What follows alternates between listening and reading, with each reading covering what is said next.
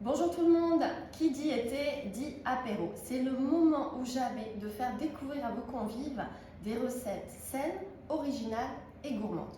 Je vous en ai sélectionné deux qui, je l'espère, vous plairont. Le premier, c'est un houmous de betterave express et le second, des blinis au pesto. Pour faire ces recettes, commençons par le houmous de betterave. C'est simple et je suis sûre que vous aurez tous les ingrédients chez vous, dans votre placard ou dans votre frigo. C'est tout simplement des betteraves sous vide que vous allez utiliser avec une boîte de pois chiches, comme ça c'est pratique, pas besoin d'attendre le temps de cuisson. Et avec ceci, j'ajoute de la purée de sésame, autrement dit du tahin.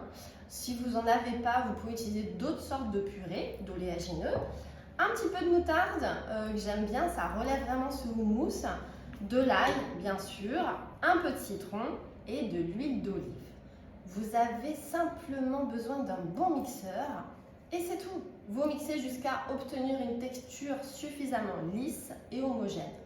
Vous goûtez et vous rectifiez bien sûr selon votre goût. Un petit peu plus acidulé en mettant un peu de citron ou un petit peu plus aillé, pourquoi pas.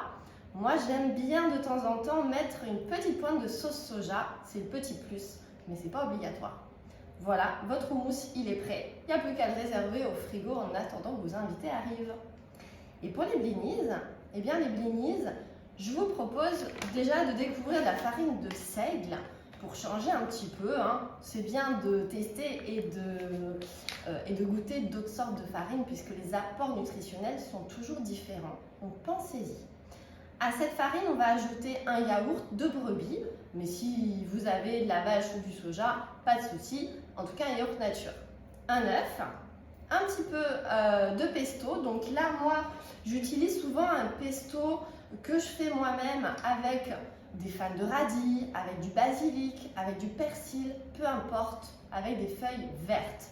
Vous faites votre pesto et pensez, petite astuce, à le congeler dans des moules. Comme ça, vous en aurez tout le temps de près. Très pratique. Donc, vous mélangez tous les ingrédients de votre blinis. Ajoutez un petit peu de bicarbonate pour faire lever la pâte. Et puis, diluez éventuellement avec un petit peu d'eau selon la texture de votre pâte pour qu'elle soit ni trop épaisse, ni trop liquide.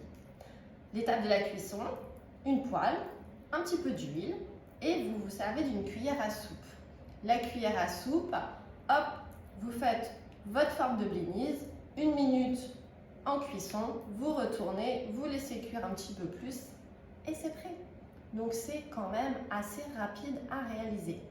J'espère que ça vous a convaincu de faire découvrir à vos convives ce genre de recette saine, rapide et toujours gourmande. Donc à vous de tester et laissez-moi des commentaires.